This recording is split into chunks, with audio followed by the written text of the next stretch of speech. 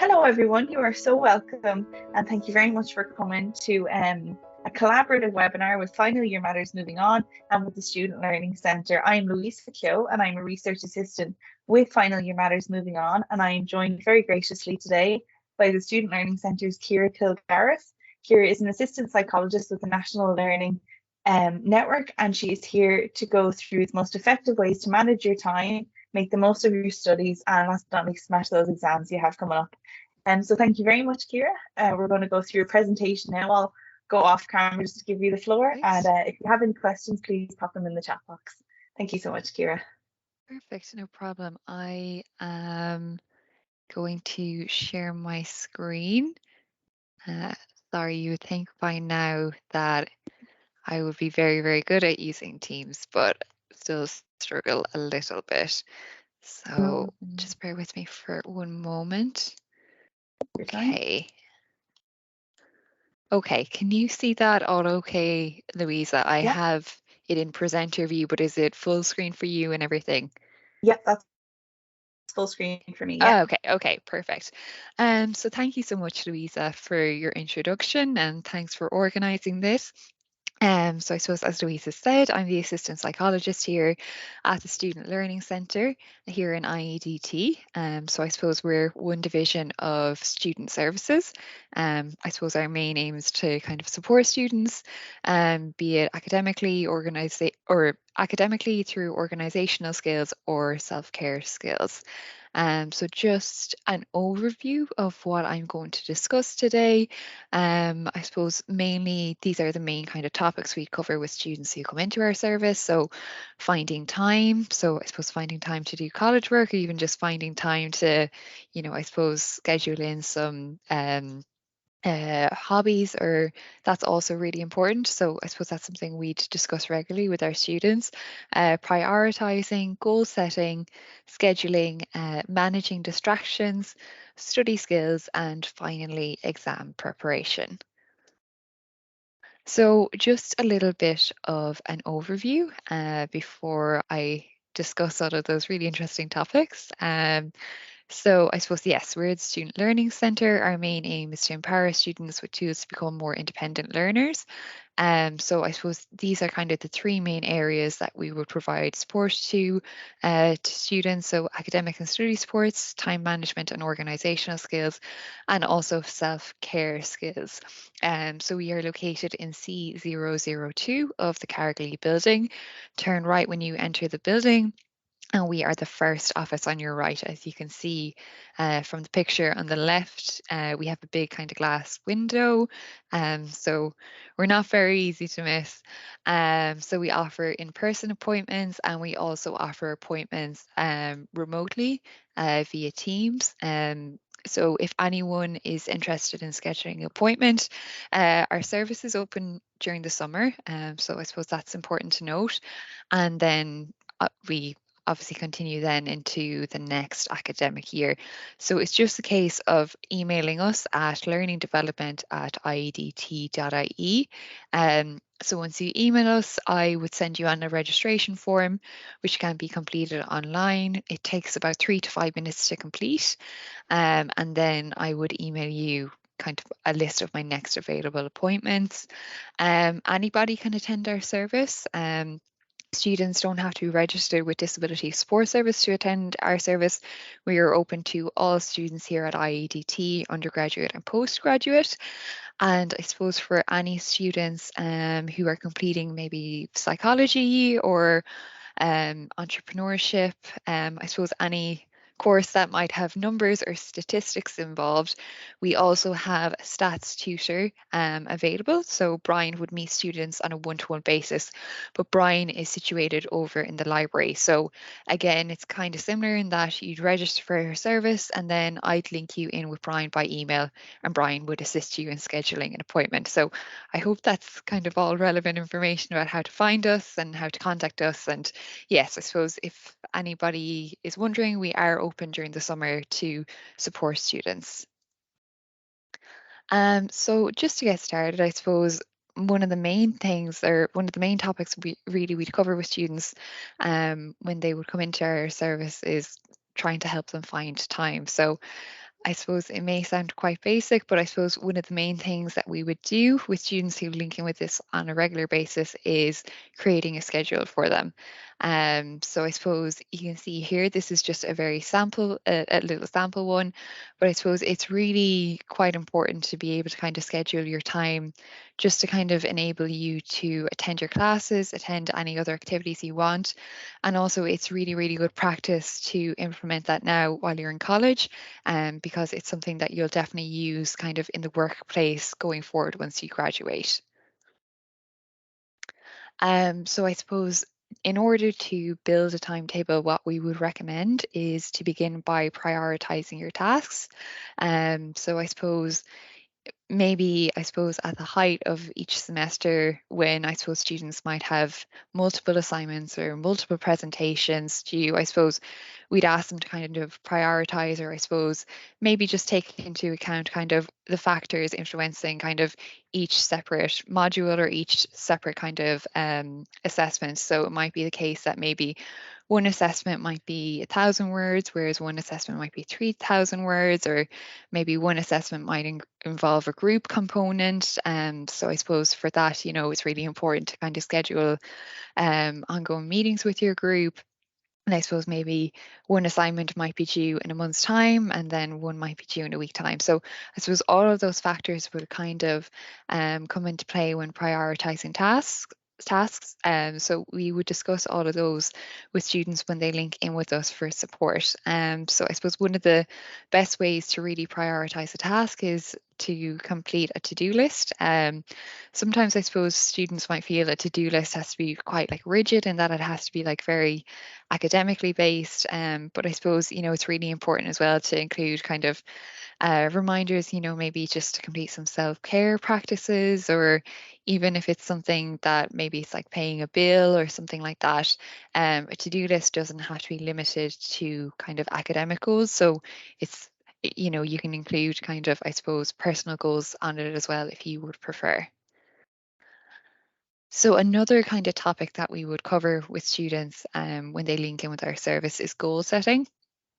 So I suppose we would kind of encourage this maybe at the beginning of the semester, or maybe further down the line when students are in final year and they're completing their thesis.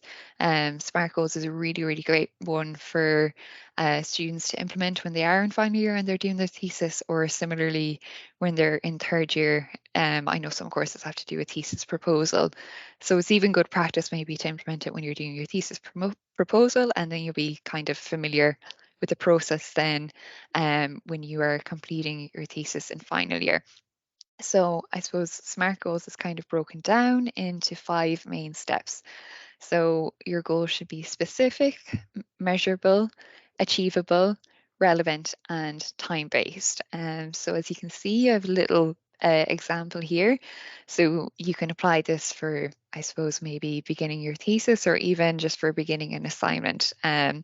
So specific. So the specific part of the goal in this case is to begin the introduction. So I suppose you really want to break it down. I suppose maybe students might say, I want to start the assignment, or I'm going to do the assignment, but it's just kind of breaking it down into more kind of achievable and manageable chunks. So the next step then is measurable. So your goal should be measured. So in this case, the student is aiming to write 200 words. So I suppose at the end of your study session, you'll be able to determine then, did you kind of complete your target? So I suppose it's really great to kind of define what you're hoping to achieve in your goal session. So achievable. So I suppose this is really, really important goal. I suppose whenever students would link in and maybe we'd go through creating a timetable, it's really important to kind of, I suppose, kind of manage expectations and just kind of realistically think, okay, I'm setting aside an hour for work. How much of an assignment maybe do I think I'm going to complete within that hour? So in this case, the student has noted that I can manage to complete 200 words in this session. So goals should also be relevant. So I suppose this is kind of just to keep you on track as to why you're completing this goal in general. So in this case, the student is working towards a deadline, or I suppose you can make them kind of broader than this. Maybe it's that you want to achieve like a B in an assignment, or maybe overall in your degree, maybe you want to achieve 1-1 or 2-1, or maybe you might be looking towards applying for a master's and you might need like a specific grade in your undergraduate degree. So I suppose that might be another kind of relevant element of a goal that might come into play as well.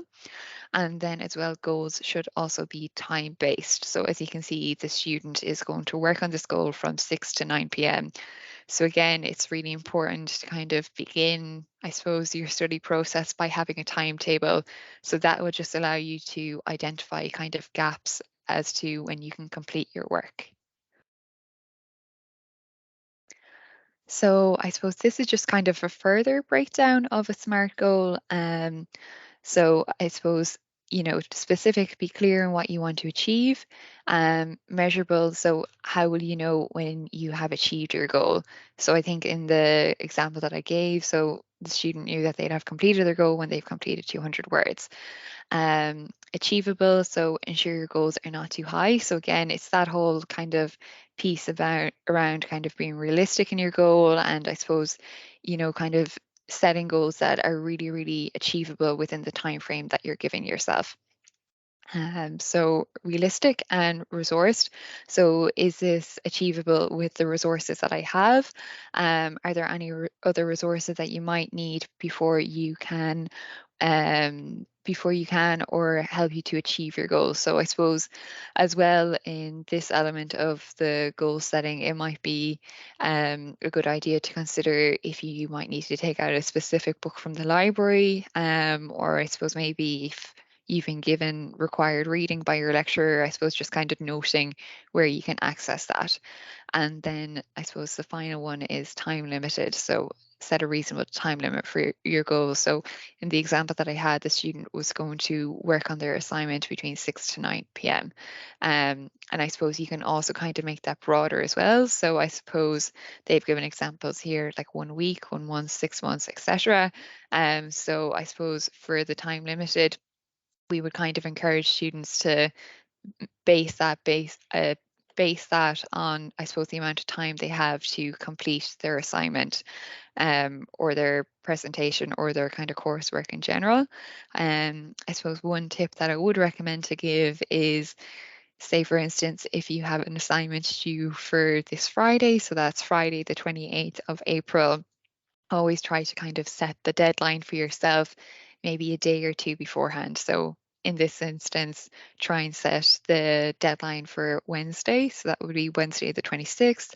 I suppose that really kind of gives you two kind of advantages in that I suppose sometimes things can come up and maybe on a certain day that you had scheduled to do study, maybe you mightn't have time. So I suppose it will give you extra time to complete it at the end. And then also it will give you some time to review and proofread your work as well. Okay, so this is just an example of a goal. So I will work on my thesis tonight. Louisa, I know that you're muted, but if you want to unmute yourself, do you think this is a SMART goal or do you think this is not a SMART goal? Um, I don't think, I think it is a SMART goal, but I think it's not specific enough to be a SMART goal. Yes, So exactly. yeah, no, I don't think it's a SMART goal. Exactly. Well done. Well done. So no, this is not a SMART goal. So I have another one here. So I will pick one chapter or article to read tonight from my reading list. I will analyze the reading and summarize it. Okay, so I've actually kind of given the answer to this one, but yes, this is a SMART goal. Thanks, Louisa. So I suppose it kind of has all of the different elements of a SMART goal incorporated into it. It's very specific. So you're going to read one chapter from the reading list, and it also kind of knows what you're going to do. So analyze the reading and summarize it. And then it also gives the time when you're going to complete it, which is tonight. So really good to kind of maybe structure your goals like this, as opposed to the previous slide. And as you can tell, I suppose it's easier if you just kind of break down your goals into very manageable chunks instead of just saying, I'm going to complete my assignment tonight. It just kind of will assist you to gain some momentum as well with your assignment. So this is just a sample timetable that maybe we would create with our students. So as you can see, it has kind of all of the classes in place that the student would be attending, and it also has kind of identified gaps as well. So you can see on Saturday and Sunday, the student has allocated time for writing their assignment. And then they also have made note for flexible time as well. So I suppose it's really important to identify when your classes are and then kind of work around that. And also, it would be important to consider, I suppose, if a student is commuting for a long time as well. That would be a question that I would always ask students when they attend. I suppose, they might be finished class at 5 o'clock, but I suppose if they have maybe like an hour or an hour and a half of a commute, I suppose, by the time they're home and have dinner, realistically, do you think you'll have the energy to do some work? Or maybe would it be more feasible to schedule time to work on your assignment while you're here in IADT and when you have maybe gaps in between your classes? So again, this is just kind of a sample schedule that can be used. Yeah, so I suppose there's different kind of ones that you can use. There's no right or wrong option. It really depends on the student in question. So it can be a yearly planner, a monthly planner, a weekly planner, or a daily planner. I suppose specifically for the weekly planner and the daily planner, there's a lot of like really great formats and options that are kind of available for free online, like on Pinterest or I suppose that's kind of one of the main ones. Or I know some students actually prefer to kind of get like a study journal or an academic year planner. So that's kind of, I suppose, that would be the one that I would really recommend just because it'll have kind of everything in one place. Um, but I suppose, yeah, there's no right or wrong option. And for some students, it can be a case of trial and error. So maybe one might work for you, but just say, for instance, if you're using a daily planner and you're not finding it beneficial, that doesn't mean that timetables in general won't work. It just may be a case of trying a different option. So now I will speak about minimizing distractions. So I suppose we're all pretty busy, and I know when you're in college, it can be difficult to kind of maintain balance between your studies and kind of any additional activities or socializing. Um, so these are just kind of some general tips to help you minimize distraction. So complete a distraction inventory. So I suppose that's just kind of making a note of general things that distract you. So it might be the case that maybe noise or I suppose completing study with your friends actually may be a distraction. So I suppose once you have identified what distracts you, I suppose, and you have it written down, it can be easier to avoid that. Another good one to minimize distraction is to switch your phone to airplane mode while you're doing study or maybe working on a CA. Um, so that would just kind of stop notifications coming through on your phone. Shut off your phone altogether or keep it out of sight. So it just might be even a case of leaving it in your school bag, or maybe leaving it in a different room if you're studying at home. So distractions could also be external, like people talking, typing, etc. So I suppose why I included that one is because I suppose some of these distractions, like people talking, typing, etc., can vary depending on the environment that you study in. So I suppose the main three environments that we'd recommend would maybe be home setting. Some people find it really beneficial to work in like coffee shops or the library. But again, this just can be a case of trial and error. I suppose some people maybe like a little bit of external noise, whereas some people just like complete silence. So it's just a case of kind of trying them out and seeing which one works best for you. Trying to listen to relaxing music or white noise to cancel out kind of any external noise. Um, yes, and then also change your study environment, so a library or a quiet coffee shop. So again, it might be a case of trial and error. It might be a case that maybe for some time, some part even of the academic year, you might prefer to study in a coffee shop or something, and then you might prefer to switch to a library or switch to your home. It's just kind of finding which one works best for you in the moment. So another great way to minimize distractions is to set time limits. So I suppose this will just kind of assist you in finding the study, work life, personal life balance. So if you stick to the time limits, you can enjoy your breaks guilt-free. So it might be a case that maybe you set a time limit on Instagram or something like that while you're studying for, say, an hour or an hour and a half. So you can, I think on most phones, you can set time limits. You can definitely do it on Apple phones. There's also different apps that you can use. I think one of the most common ones is Forest. And I think it might be like €1 or €2. So basically when you download it and you open it up and you kind of activate it, it just kind of will block you from going into any other apps on your phone. Um, so, it is, I suppose there are options there to kind of block out kind of social media while you are completing your study. Um, so yes, or you can kind of just make your study goals kind of more concrete. So I'll study for 2 hours with no distractions, and then I'll watch TV for 1 hour.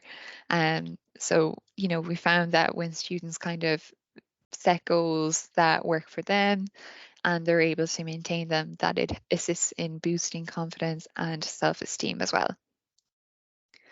Um, so also really important to take a break as well when you're studying, especially coming into the exam period.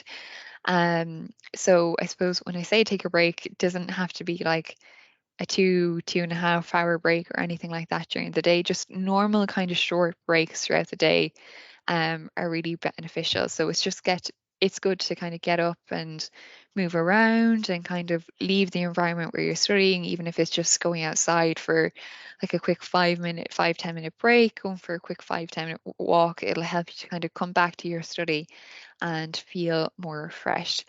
So the 5, 4, 3, 2, 1 exercise is a good method to kind of help you take a 5 quick minute break and refocus. So the 5, 4, 3, 2, 1 exercise is a mindfulness technique. And there are a lot of kind of, oh, sorry, my apologies. There are a lot of kind of guided versions of the 5, 4, 3, 2, 1 technique on YouTube, which is really great. So I suppose it's kind of based on the principles of kind of grounding yourself in the moment and just kind of noticing what's around you.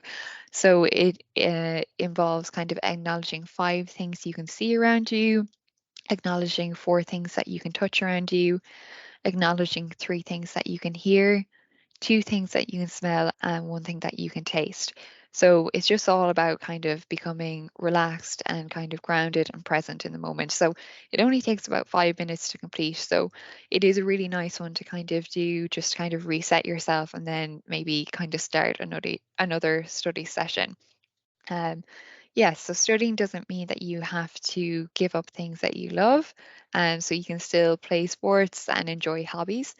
So again, when a student would come into our service and we'd assist them in making a timetable, if they're involved with maybe any club or society here at IADT, we'd schedule that in. Or maybe, for instance, if they have any kind of sports training, or maybe, for instance, they might be in a play or something like that and they have to go to rehearsals, we'll schedule that all into account, because it's really important to have a balance for yourself throughout your studies. Um, So if you're stressed or overwhelmed, the best thing that you can do is just take a quick break, go for a walk, talk to someone, be it a classmate or a family member. It'll just kind of help to kind of settle you. And then just, I suppose, after you've taken a break, just try to maybe come back and maybe complete another study session, but it might be the case that maybe you just might need to kind of reframe the session ever so slightly. But I suppose if at any stage you feel like you're stressed or overwhelmed, the best thing is just to kind of maybe remove yourself from the environment for a little bit and just trying to become, I suppose, more grounded and present, and then go back to the study session. So another technique that we would recommend is the Pomodoro technique. So I suppose this is like a really great technique. And again, there are a lot of kind of different Pomodoro techniques available on YouTube. So it's just a case of, I suppose, playing it and it'll be there in the background. So the Pomodoro principle is structured into 25-minute spurts of productive work with a 5-minute break. So you would repeat that 3 times and then you would take a longer break at the end. So essentially, you'd work for 25 minutes, take a 5-minute break, repeat that again. And then at the end, you take like a 20 or 30 minute work. 20 or 30-minute break, excuse me. So I suppose what they generally recommend is when you're on the 5-minute break, maybe to get up from, I suppose, the computer and leave the environment where you are, just to kind of get some blood flowing, get some fresh air. But I suppose it's just kind of based on, I suppose, research that I suppose working for shorter bursts of time is kind of more beneficial than working for maybe like 3 hours at a go. Um, so I suppose when we do recommend this one to students, I suppose sometimes they might feel that 25 minutes is kind of a short period of time. Sometimes, especially for the first kind of Pomodoro session, it might take a while just to kind of settle into it. It doesn't specifically have to be 25 minutes. I suppose if I was to do it myself, I'd probably prefer to work for maybe like 45 minutes and then take a 10-minute break and then repeat that process over again. So it can be tailored to kind of best suit the student's needs. But I suppose it's just kind of the whole kind of reasoning of working for a short period of time and then taking a break. And then also for the Pomodoro technique, you can also use kind of a study log. So again, that's where the SMART goals would kind of come into play, in that I suppose for each session, maybe you'd write down what you're hoping to achieve. So for maybe one session, it might be reading a chapter of a required paper. So again, at the end, you can review that. Did you complete it? And maybe if you didn't complete that reading or the chapter, why not? And I suppose it's just kind of being honest with yourself. And I suppose sometimes you might come into distractions that are kind of outside of your control. But, for instance, maybe you noted that towards the end of it, you went on your phone or something like that. So I suppose it's just kind of maybe using some of the techniques that I mentioned previously about minimizing distractions. So another really great technique is called body doubling. So I suppose body doubling is essentially completing work in the presence of another person. So you can body double with another friend, or you can body double in a larger group.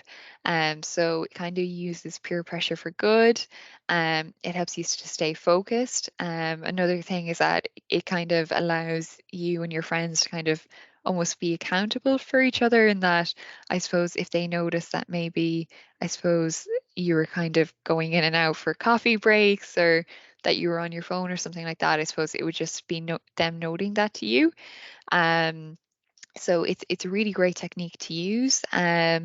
Again, body doubling can be completed in person, or I suppose some people actually kind of find Teams a really great method for body doubling. So it would just be a case of kind of setting up a Teams call.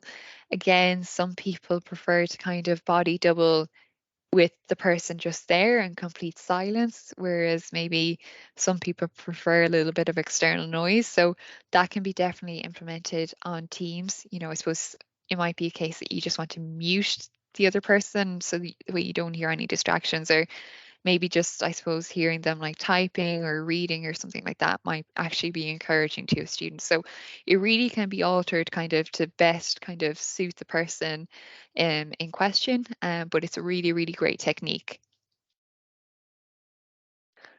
Okay, so now I'm going to discuss exam preparation. I know that exams are beginning next week, so hope everyone does really, really great in their exams, but hopefully these techniques will kind of assist you in preparing for the exams and I suppose assist you during the exams as well. So how best to prepare for examinations? So I suppose there's different kind of techniques that you can use, but I suppose these are kind of the main ones. So I suppose setting up your workspace. So again, it's that whole thing of kind of knowing which workspace works best for you. Again, distraction free. So turning off the notifications on the phone or enabling airplane mode on your phone as well. Using a to-do list. So again, listing the priorities and the deadlines. So, you can often kind of base your priority list and your deadline list based on which assessment is due first, or even with students that I'm working with now, I suppose, determining which exam comes first. And I suppose, students might have 3 or 4 exams. Is there many days in between the exams, or it might be the case that they might have one exam today and they might have another exam tomorrow. So it's really taking all of that into account. So from that, then we create a timetable. So again, a timetable that works best for you. I suppose maybe some students might just like to use a timetable that states what they're going to study on a specific day. And then some students might prefer to break it down further than that, I suppose, into like hourly kind of chunks, just to know, I suppose maybe they might start off, say, if you're a psychology student, you might start off doing research methods in the morning, and then you might switch to doing preparation for social psychology in the afternoon.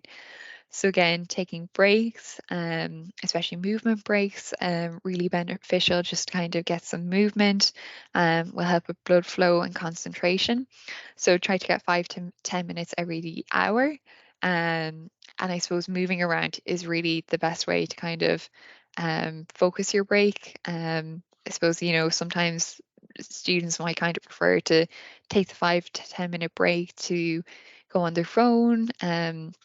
And that is certainly an option, but I suppose I would kind of maybe encourage them to, get up and kind of walk around, I suppose, while they might be checking their social media or their emails. Just try and help with the blood flow and the fresh air. And then use incentives. So I suppose long-term goals. So I suppose, might be the case that you want to get an overall grade in a specific exam, or maybe you want to get an overall kind of grade for the year.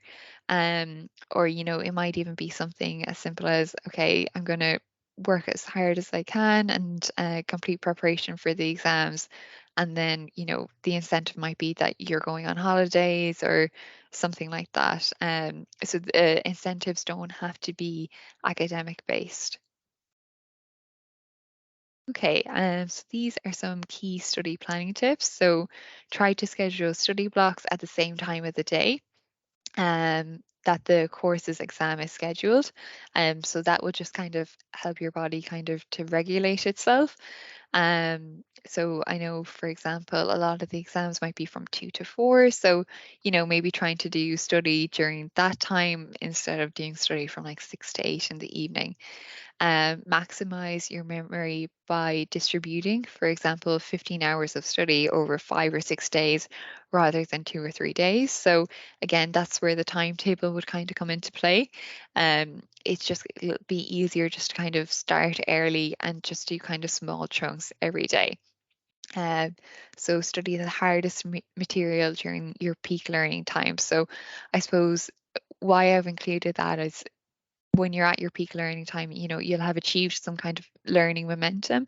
So it will be easier to kind of look over kind of the hardest material. And I suppose, yeah, so you'll just have kind of gotten some momentum and some flow. So that will help kind of tackling material that might be a little bit challenging. Okay, so I have some notes for multiple choice exams and for essay exams as well. So I'll just begin with the MCQs. So I suppose anticipate and prepare questions. So what terms, definitions, and concepts did you cover in class? They're really important to kind of note. I suppose the main technique that we would recommend for MCQs is maybe like creating flashcards. So I suppose you can write out the flashcards, or there's also kind of like different websites as well that will allow you to create flashcards as well digitally.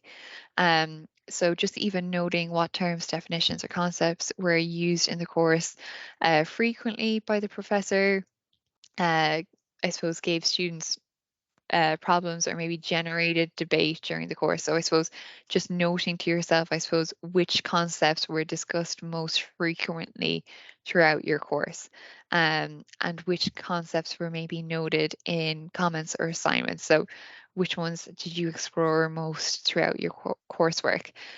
So these would be likely to be on the exam. So again, based on your list, make flashcards with the official definition of a term quoted from the text or another source. You can also paraphrase them into your own word or a definition by example. So this technique will ensure that your knowledge is based on your understanding, not memorization. If the question is posed in an unexpected way, it'll still allow you to cope. So by paraphrasing it, and I suppose the official definition, it might be phrased slightly different. So by paraphrasing it in your own words, I suppose it will help with your understanding. So again, some more tips for multiple choice examinations. Read and answer the question before reading the choices, then select the best option. Several options may have correct elements. Yes, so usually I suppose some people might think that an MCQ might specifically only have one option. So generally it's A, B, C, or D. But often an MCQ question may have two or more kind of correct answers that will be stated on the exam. So again, just make sure that you read through the instructions carefully once you go into the exam. So begin by answering all the questions you know in the exam booklet.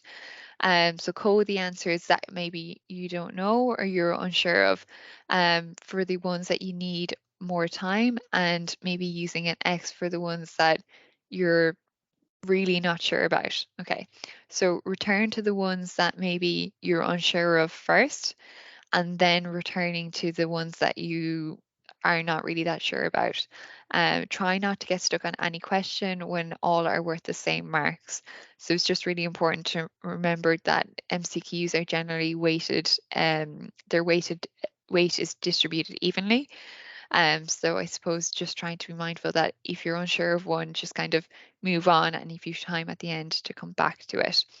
It's also a good tip, I suppose, to note how many MCQs are going to be, or how many questions will be on the multiple choice examination. So it might be an instance that there might be 30 questions, and you might have maybe 2 hours to complete it. So that would be 4 minutes a question. So even just having that kind of information before you go into the exam is extremely beneficial.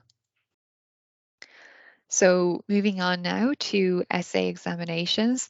So I suppose what we'd really recommend is to look at past exam papers and mock papers to prepare and to get a sense of the types of questions that may be asked. So in the exam, when you get the paper, to see how many questions do you need to be answered. So there might be some mandatory questions and some choice questions. Um, it might be the case that there might be 5 questions given and you might need to answer 2. So try and have that information kind of prepared before you go into the exam. Noting how many marks are for each question and divide your time accordingly. So I suppose for most essay exams, generally it's 2 hours and you would have to answer 2 questions. So I suppose what we'd recommend is if you're still completing your first question and you're approaching the hour mark, you can even just kind of leave time or just leave the question and move on to the second one. What I'd recommend is even just to try and bullet point, maybe you might have 2 paragraphs left to write, just kind of bullet pointing the main ideas for the last two paragraphs and then moving on to the next question. Noting is there a word count for each question, break down the question asked into each subtopic.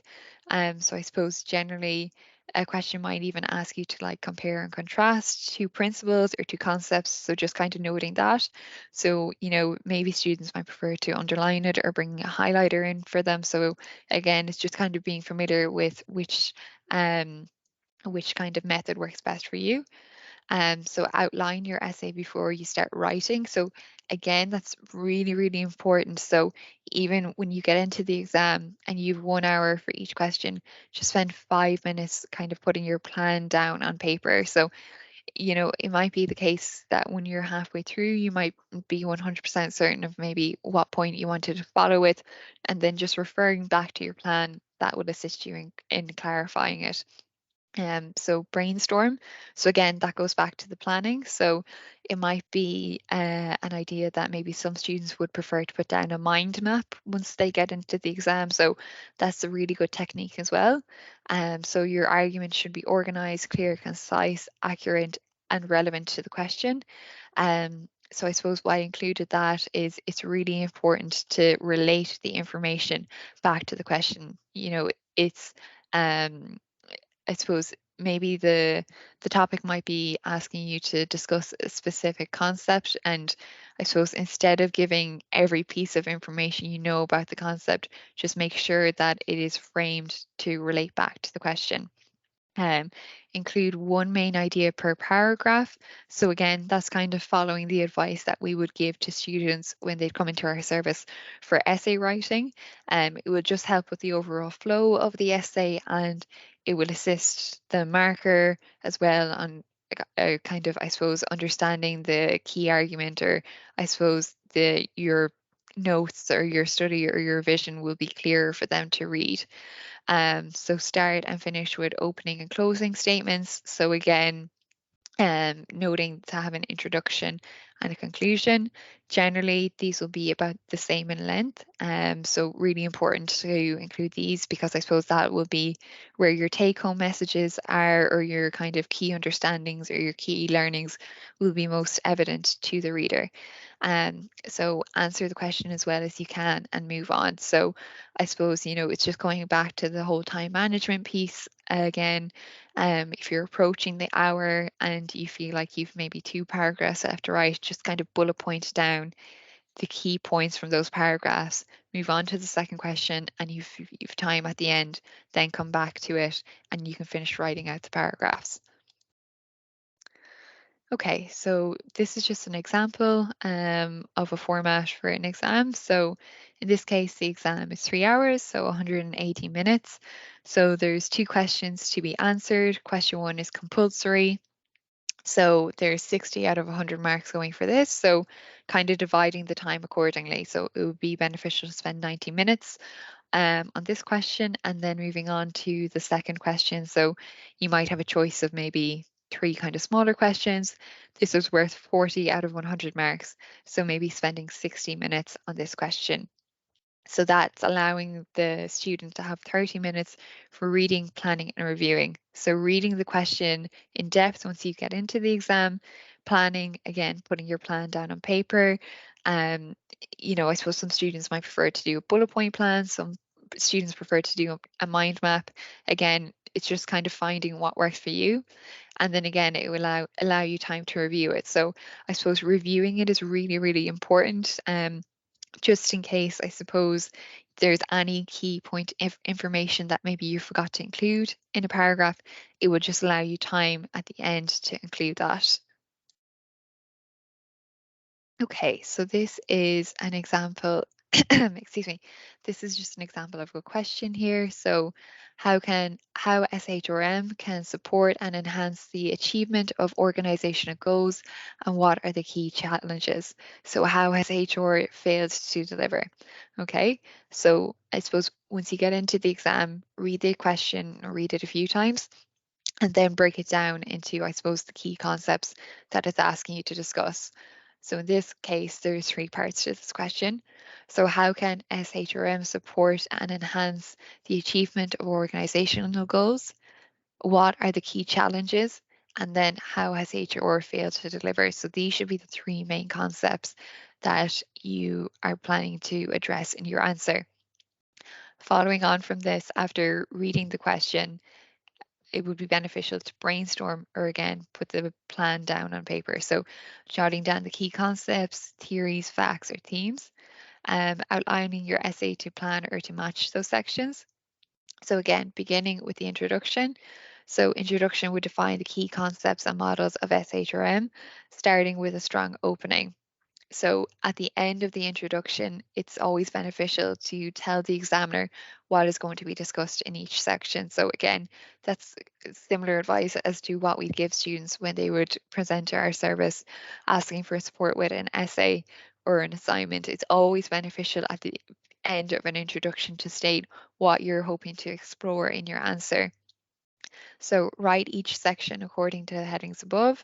Again, your argument should be clear, organized, concise, accurate, and relevant to each question. Include one main theme or one kind of key argument per paragraph.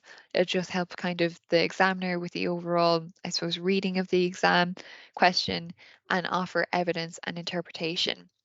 So when I say offer evidence and interpretation, I'm referring to, excuse me, kind of critical analysis. So I suppose it may be a case that you are bringing in a paper or you're bringing in kind of a theory to support what you're saying, to support your key arguments. So in the case that you're bringing in a paper, be it a journal article to kind of support what you're saying, kind of make reference to the key findings from that paper, and then also kind of make note of if there are any kind of shortcomings associated with that paper. So, what were the limitations associated with it? Was there any kind of directions for future research that were noted as well? So, I suppose it's just kind of giving the examiner kind of a full overview of the topic, and it's showing that you kind of understand the topic that you're writing about and that you're able to kind of I suppose criticize kind of any shortcomings associated with the paper. So again, finish with a conclusion. So draw the main points of your argument and finish with a strong closing argument as well. So I suppose the conclusion really is just kind of going to draw everything together. Yes, so I suppose more information about critical thinking or critical analysis. So it refers to carefully examining research on the topic and determining the weight of the evidence for or against the topic. So noting, I suppose, what were the strengths of a paper and maybe, I suppose, again, what were the shortcomings associated with a paper. If the conclusions are correct, and I suppose are any further conclusions that the evidence might point to if these are plausible. So again, it's really kind of just showing the examiner that you have a really great understanding of what's being discussed. And I suppose it's just kind of noting if there's kind of any shortcomings associated with the paper, that you have read them and that you understand them, and that you're kind of, I suppose, maybe recommending that they are followed. Okay, so this is just some general kind of guidance for what to do during the examination. Having a plan for how you'll tackle the exam can make a big difference. Here are some things to try. So aim to stay calm and relaxed. So I suppose it just kind of help your ideas kind of flow more freely once you're in the exam. So what I'd recommend, I suppose, once you're in the exam hall and you're waiting to start the exam before the exam paper is given out, you can even kind of practice some of those principles that we discussed earlier. So a great one would be the 5-4-3-2-1 technique. So I suppose, again, it's just kind of grounding yourself before you start the examination. Making note of how much time you'll think you'll need for each set of questions. Stick to your planned time as much as possible. I can't stress that enough. I know, I suppose, when you've put in a lot of study and a lot of effort into a question and you really, really, really want to finish it, but again, you know, especially if the questions are weighted evenly, just try to allocate your time as evenly as possible. Read the instructions and questions carefully, especially again referring back to the MCQ examinations. It might be the case that for some questions you have to select two correct answers, whereas for other questions you might just have to select one correct answer. So just make note of that. For essay exam questions, read each question at least twice before you answer it. Many students may lose marks because they rush to answer questions and misread them. So I suppose a common kind of downfall might be, for example, an examiner might be asking you to compare and contrast. So that's two elements to a question. I suppose if you were to read through it quickly, you might just pick up on one of those. You might think that you're being asked to compare or to contrast. But I suppose that's where reading it a good few times will just kind of help with your understanding. Watch for qualifying words such as not, some, or most of the time. So do a memory dump once you get into the exam. So I suppose that's just kind of writing down information that you might think you might forget. So I suppose doing a memory dump is really beneficial if you are planning to refer to like specific theories, the theorist's name, and maybe, or if you're hoping to refer to a journal article or a paper, even just writing down or jotting down the year that it was published in as well. So I suppose it's just having that key information down, so once you get to that point in the examination, you can just flick back to your plan and all the information will be there. Do the questions you know first to build confidence. And again, that will assist to build momentum, and review your answers before handing in your exam to catch any mistakes and to ensure you've answered questions thoroughly and clearly. So again, really important to leave 5 to 10 minutes to review each question. So after the examination, really important to take care of yourself, allow yourself some time to relax. So take a break, get some food, get some exercise. Try not to do an exam post-mortem. I know that can be difficult with your friends. I suppose once you've an exam done, it's finished, it's completed. So I suppose discussing it at length with your friends kind of won't change what you've written. So I suppose once it's done, it's completed. So if you have more exams to study for, follow your study schedule. But again, after an exam, you know, it is really important to have some downtime. Don't just go back into doing some study, even if it's taking a few hours just to kind of unwind and relax. It's really, really important. And I suppose you'll feel more rested than the next day. Um, yeah, and if you don't have any exams, enjoy some time off from college. I know the courses that don't have exams probably had a lot of assessments throughout the semester as well. So again, you know, once you get to the end of the semester, make sure you take some time to relax as well. Um, so these are just some self-care tips. So, you know, eating well, sleeping well, moving, all really, really great techniques just to kind of help with your energy throughout. And that concludes the presentation. Hope that was really informative for everyone. And again, if anyone has any questions, it's just a case of linking in with the Student Learning Centre. So it's learning development at IADT.ie. And I'm just going to stop sharing for a moment. Yeah. That was absolutely brilliant, Ciara. So informative. Thank you very, very much. Right. We just had a couple of questions there, so I know we're a little bit short on time. We've got 5 minutes left. Apologies, sorry. Not at all. That was Louisa. absolutely brilliant. Not at all. That was great. Thank you. So the first one that we got through Instagram actually was, how can I stay motivated and avoid burnout when studying for longer periods of time? Okay, so I suppose, you know, there's a few techniques that you can use. So again, using incentives to kind of help you kind of get through the exam period is what we'd recommend. So I suppose why, just kind of making note to yourself, why do you want to do the best that you can in your exam? So it might be the case that you want to get an overall grade, or you might want to get an overall grade in your degree. So just keeping that idea central. And again, you know, just breaking it down and using the principles that we discussed. So using a timetable, kind of making a schedule where you would study for kind of like the same periods of time each day, starting early, having some time for exercise, some downtime as well, making sure that you're getting a good night's sleep as well. It's all about just kind of starting early, and it's really where the planning and the organization kind of come into play, because that will just allow you to kind of allocate your time kind of evenly for each module or for each examination. Great, yeah, that's brilliant. And the second question we got in was, how can I break down a large task or assignment to be more manageable?